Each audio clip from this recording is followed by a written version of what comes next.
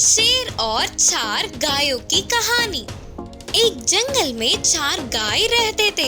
वे मिलजुल कर एक ही जगह अच्छे दोस्त बनकर रहते थे। वे चारों गाय कहीं भी जाना हो साथ ही जाते थे। सुख दुखों में साथ मिलकर खुशी से रहते हैं। एक दिन जंगल में चरने वाले उन 4 गायों को एक भूखा शेर दिखा। आहा, आज तो मुझे बहुत अच्छा भोजन मिला, बोलकर हंसते हुए गायों के पास आया। शेर के उनकी तरफ आता देख के भी गाय बिना डरे खड़े रहे। ये क्या?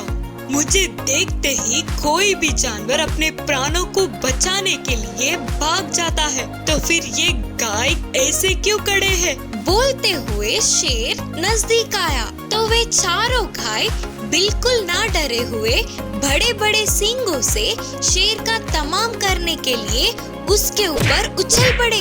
अचानक घटित इस घटने से एक ही बार में शेर डर गया। अब वही रहा तो प्राण भी खो देगा सोचकर उन चारों गायों से बचकर जैसे तैसे उधर से भाग गया। ये महाराज का अपमान है। अगर ये बात दूसरे शेरों को पता चला तो मेरी इज्जत क्या रह जाएगी। कोई नहीं, किसी न किसी दिन उन्हें मेरे पंजे का स्वाद चखाऊंगा ही।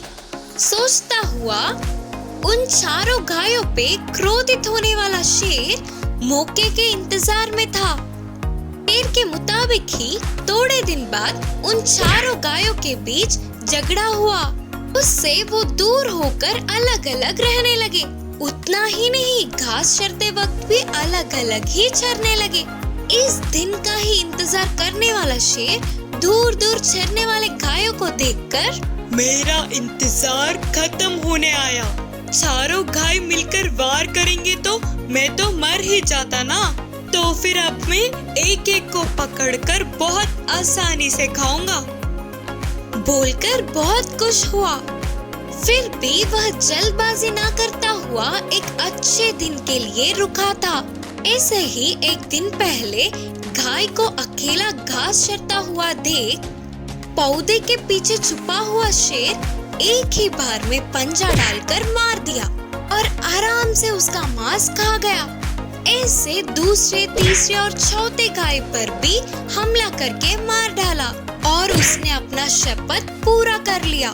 इस कहानी की नीति है कि अलग अलग रहकर मुसीबत लाने से अच्छा है कि मिलजुल कर रहे। इसीलिए तो हमारे बड़ों ने कहा है, मिलजुल कर रहने से खुशियाँ बढ़ती है। खरगोशों की निडरता। एक जंगल में एक बार पेड़ पौधे खाने वाले खरगोशों को एक भेड़िए ने देखा और तुरंत हमला कर दिया। वे सारे खरगोश कैसे भी इधर उधर भागकर बच गए। फिर सारे खरगोश इकट्ठा हुए और अपने अपने परेशानियों को बांटने लगे। हमारी जिंदगी भी कैसी जिंदगी हो गई है यार। कुछ भी करना चाहो तो डर, कहीं भी जाना चाहो तो भी डर। कौन सी जानवर कब कहाँ हमला कर दे हमें नहीं पता। एक छोटी सी हिलावट से भी डरने लगे। हर छोटी सी बात के लिए डर के कांप रहे हैं। ऐसी जिंदगी जीने से अच्छा तो मरना है।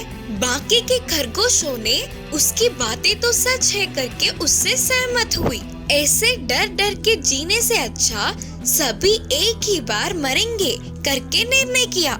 सभी खरगोश एक ही साथ मरने के लिए तालाब के पास चल पड़े। उस तालाब के किनारे बहुत सारे मेंढक रह रहे थे। वे सब दूर से आ रहे खरगोशों को देखकर डर के कांपने लगे। बाप रे बाप, कितने खरगोश आ रहे हैं देखो।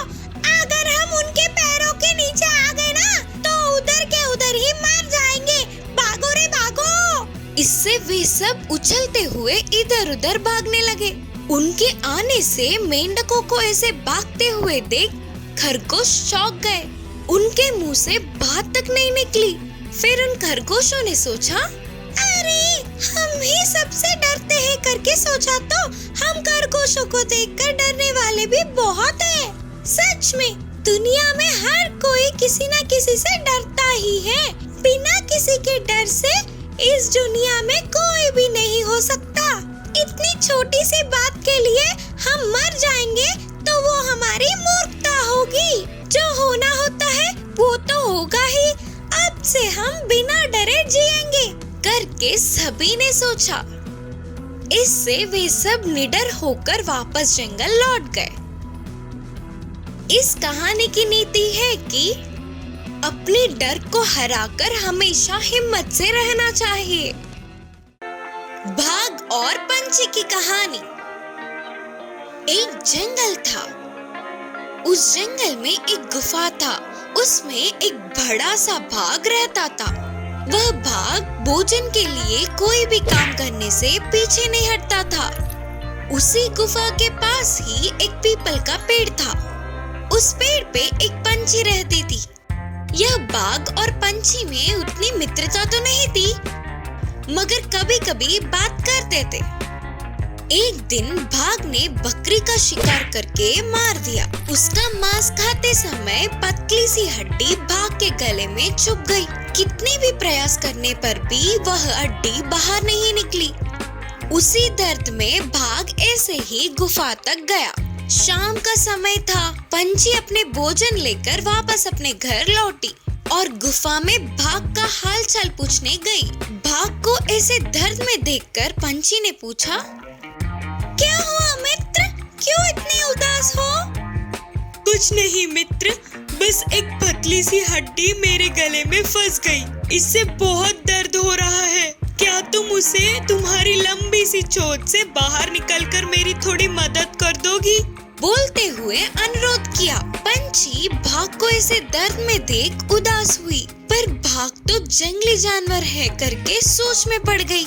यह देखने वाला बाघ, अरे मित्र, मैं तुम्हें कुछ नहीं करूँगा, डरो मत, हड्डी को निकालकर थोड़ी सी मदद कर दो। तुम्हारी मदद को मैं कभी नहीं भूलूंगा। बोलते हुए धीमे से पूछा। इससे पंछी दया करके उसकी लंबी सी चोंच को बाघ के गले में रखा और उस हड्डी को निकाल के फेंक दिया। और तब से बाघ और पंछी दोनों अच्छे मित्र बन गए। ऐसे थोड़े दिन बीत गए। फिर एक दिन बाघ शिकार को गया तो शाम तक उसे एक भी जानवर नहीं मिला। इससे निराश होकर किसी न किसी तरह गुफा तक पहुंच गया। अब ना कुछ कर पाते हुए गुफा से बाहर आकर बैठ गया।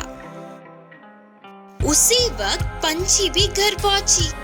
ऐसे उदास बैठे हुए बाघ को देख पंछी ने पूछा, फिर से क्या हुआ मित्र, ऐसे क्यों हो तुम? तब ये चालाक बाघ झट से एक चाल सोचकर बोला, मित्र, फिर से मेरे गले में एक हड्डी अटक गया। इस बार भी तुम्हें ही मेरी मदद करनी होगी। बोलते हुए रोने का नाटक किया।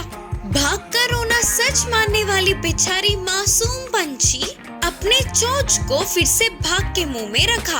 और क्या, यह चालाक बाघ अति क्रूर से पंछी के गले को काटकर मार के खा गया।